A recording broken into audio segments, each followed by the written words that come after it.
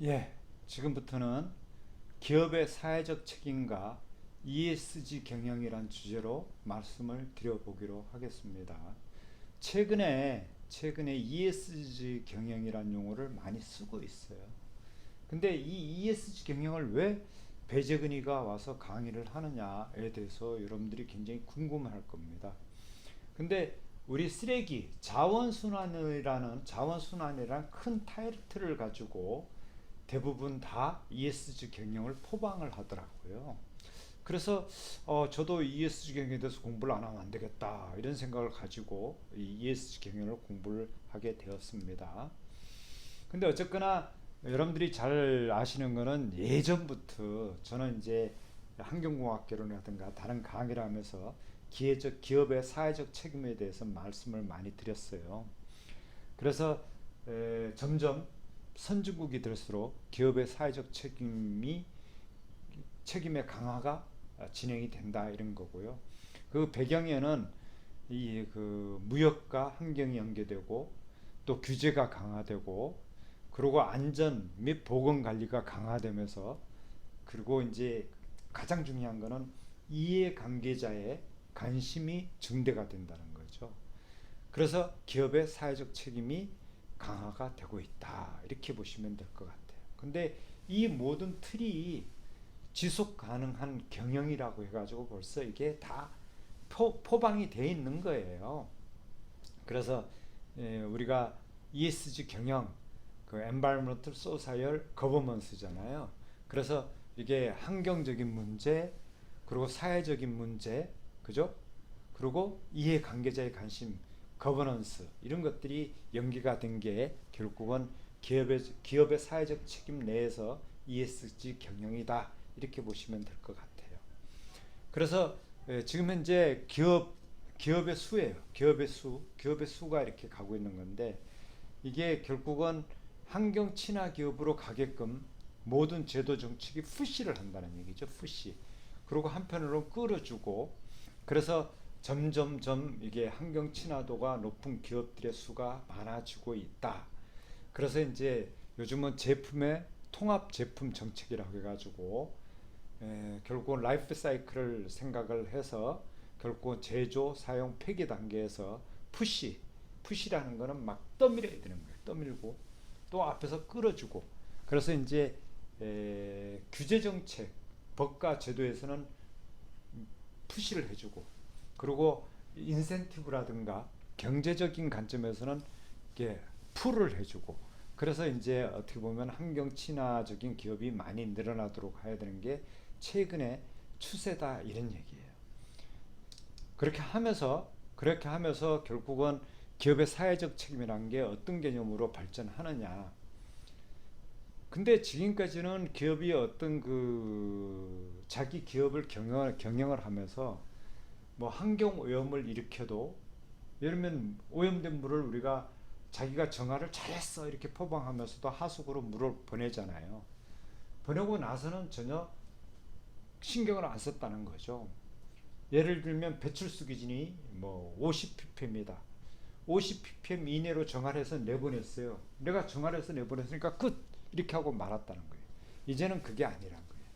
근데 50ppm을 내려보냈어도 그 50ppm의 물이 내려가면서 어떤 영향을 미치고 어떤 피해를 주느냐 이런 걸 생각을 해야 되는 거고 또 그 이후의 그 비용은 국가가 돈을 내거든요. 다시 하수 처리를 하잖아요. 그러니까 그 비용까지도 일단은 경영에 고려를 해줘야 된다는 거예요. 그러니까 외부 비용을 내부화 시켜서 검토를 해줘야 되는 게 우리가 ESG 경영, 기업의 사회적 책임이라는 거죠.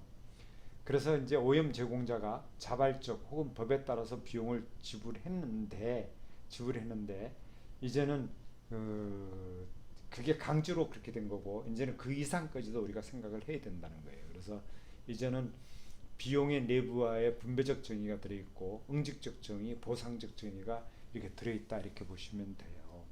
근데 그게 지금까지 법 제도로 해야 하는데 이제는 그게 아니라는 거죠.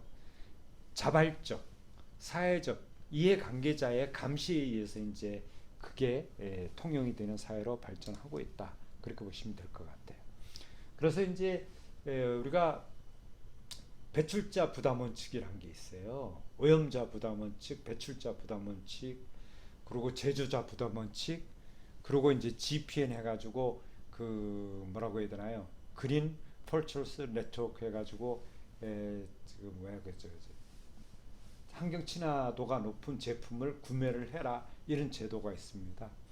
그래서 기업 제품의 생산에 있어서 기업의 사회적 책임을 이렇게 뭐라 해야 되나 지금까지 푸시려 온 게 오염자 부담 원칙, 생산자 재활용 제도, 책임 재활용 제도 이런 것들이 있었다는 거죠. 근데 이런 것들이 점점 더 강화돼 가는 추세에 있다. 이렇게 보시면 될 것 같아요. 그래서 이제 최근에 이게 포장이 다시 된 거죠. 기업의 사회적 책임이라는 게 우리가 ESG 경영이라는 새로운 포장이 새롭게 포장이 됐다. 그래서 ESG 경영, 환경, 소사이얼, 거버넌스, 그러니까 환경, 사회, 지배구조라는 첫 글자를 따가지고 ESG 경영이라는 거고, 그래서 ESG 경영을 통해서 지속 가능성을 달성을 해야 된다. 이제 그런 얘기죠. 그래서 이제 최근에 관심이 굉장히 증가하고 있고, 그리고 이제 기업이 이제 기업의 가치를 평가할 때 ESG 경영의 관점에서 기업의 가치를 평가를 해야 된다. 이렇게 얘기를 하고 있다는 얘기예요. 근데 거기서 굉장히 중요한 포인트가 환경 관련 비용의 내부화예요. 그래서 오염 제공자가 자발적 혹은 법에 따라서 비용 지불을 해야 된다는 게 기본이에요. 그리고 오염 당사자가 오염 통제 설비를 설치해야 된다는 게 그 기본이고, 뭐 기본인 거는 그죠? 그래서 근데 이게 이런 요소가 확대가 돼가지고 결국은 environment 환경적인 요소를 고려해라. 근데 여기 보면 자원 및 폐기물 관리라는 게 들어있잖아요, 그죠? 그리고 사회적 고객 만족을 시켜라. 그리고 이제 지배 구조, 이사회 감사위원회 구성하고 기업 윤리, 뇌물 및 반부패 척결, 뭐 공정 경쟁 이런 사회적 이해 관계자들이 이제 쳐다보는 눈높이가 틀린다는 거예요. 그래서 ESG 개념, 기업 경영에서 지속 가능성을 달성하기 위한 세 가지 핵심 요소다. 기업의 중장기 기업 가치에 직간접적으로 큰 영향을 미치는 환경, 사회, 지배구조 측면에서 비재무적 성과를 내야 된다. 이런 얘기예요. 비재무적이란 거는 환경 관련 비용의 내부화 이렇게 보시면 될 것 같아요. 그래서 이제 여기서 보시게 되면 우리 ESG 경영이 뭐냐 해서 ESG 정보 공시를 통해 자사의 위험률을 파악하고 자사의 경제, 환경, 사회적 영향을 종합적으로 진단한다. 이런 얘기고요. 그래서 보시면 재무적 영향, 기후변화가 비즈니스 모델에 미치는 영향, 비즈니스 모델이 기후변화에 미치는 영향 이런 걸 갖다가 다 검토를 한다는 거죠. 검토를 해서 경영 쪽에 네트 제로, 순환경제 이런 요소를 집어넣어야 된다는 거예요. 이런 요소를 집어넣어서 경영을 해라.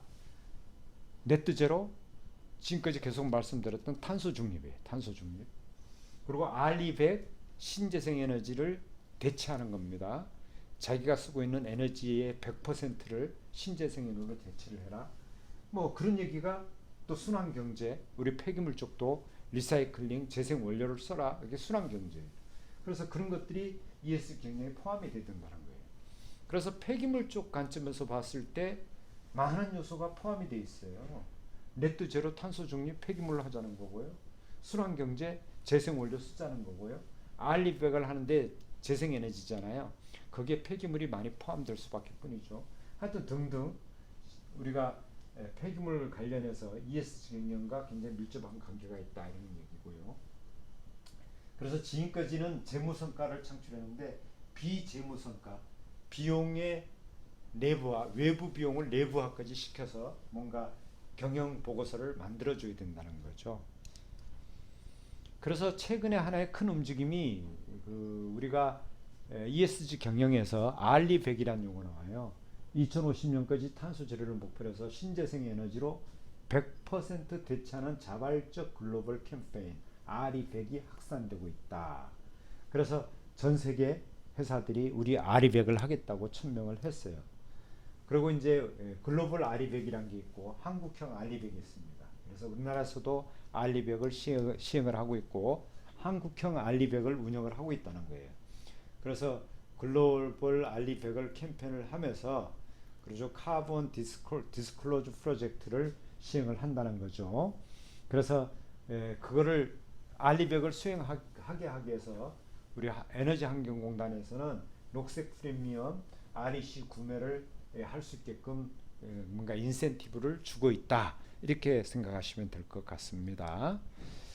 그래서 아리백의 운영은 제3자 PPA 방식, 뭐 자체 건설 방식, 지분 참여 방식, 여러 가지 방식이 있어요. 여러 가지 방식으로 이제 아리백을 할 수가 있습니다. 이거는 좀 상세한 내용은 에너지관리공단에 가면 확인할 수 있습니다.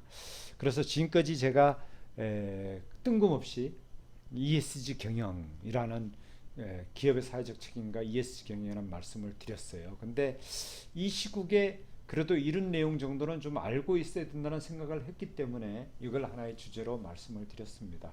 여러분들한테 도움이 되었길 바랍니다. 이걸로 마치겠습니다. 수고했습니다.